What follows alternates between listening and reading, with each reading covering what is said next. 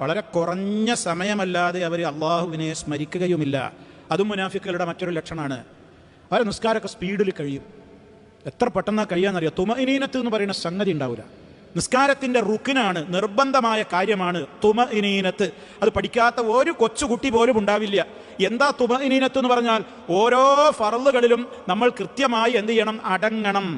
അടക്കമുണ്ടാകണം. അത് അതിന്റെ ഒരു നിസ്കാരത്തിന്റെ റുക്കിനാണ്, ഫർളാണ്. അപ്പൊ അത് റുക്കുഴിൽ പോയില്ലേ അപ്പോഴേക്ക് ഉയർന്നു. എഴുത്തിദാലിൽ ഇങ്ങോട്ട് വന്നിട്ട് നടു നീർന്നില്ല, അപ്പോഴേക്ക് സുജൂദിലേക്ക് പോയി. സുജൂദിൽ പോയി നെറ്റി വെച്ചില്ല, അപ്പോഴേക്ക് പെട്ടെന്ന് കരണ്ടടിച്ച പോലെ നെറ്റി എടുത്തു. ഇരുന്നില്ല, അപ്പോഴേക്ക് പിന്നെയും പോയി. ഇങ്ങനെ ഒരു ഹൈ സ്പീഡ് നിസ്കാരം നബി സല്ലല്ലാഹു അലൈഹി വസല്ലം പറഞ്ഞു, 3 തവണ പറഞ്ഞു, തിൽക സ്വലാത്തുൽ മുനാഫിഖ്. അത് മുനാഫിക്കിന്റെ നിസ്കാരം. ഓ സമയത്തിനൊന്നും പള്ളിയിലുണ്ടാവില്ല, സമയത്ത് നിസ്കരിക്കൂല. സമയം തീരാനായി ഇത് കണ്ട കൊട്ടിപ്പറഞ്ഞ് വേഗത്തിൽ അവൻ എഴുന്നേറ്റിട്ട് 2 കൊത്തുകൊത്തും. ബഖറത്തുൽ ഖുറാബ്, കാക്ക കൊത്തും പോലെ 2 കൊത്തുകൊത്തും. ധാന്യം കൊത്തും. എത്ര സ്പീഡിലാ കൊത്ത്. എന്താണ് ആ ഉപമയുടെ ഏറ്റവും നല്ലൊരു ചൊറുക്കുള്ള ഉദാഹരണമല്ലേ? എത്ര പെട്ടെന്നായിരിക്കും. അമ്മാതിരി അവന്റെ നിസ്കാരം. പെട്ടെന്ന് ആർക്കോ വേണ്ടി എന്തോ തിരക്കുള്ളത് പോലെയാണ്. നിസ്കാരത്തിന്റെ അസ്തഗ്ഫിറുല്ലാഹ് പറയാനും കൂടി ഒന്നും നേരമല്ല. എന്നിട്ടോ പുറത്ത് പോയിട്ട് വായും പൊളിച്ച് ഇങ്ങനെ നിൽക്കുകയും ചെയ്യും. ശൈത്താന് സന്തോഷമായി.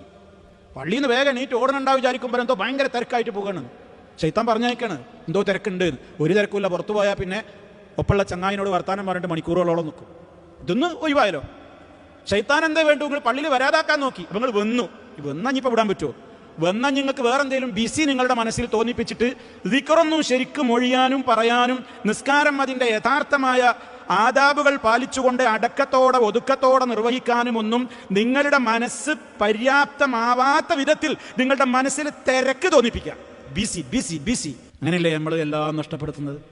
പള്ളിയിൽ നിന്ന് വേഗം നീറ്റ് ഓടണുണ്ടാവും വിചാരിക്കുമ്പോൾ എന്തോ ഭയങ്കര തിരക്കായിട്ട് പോകണം. ശൈത്താൻ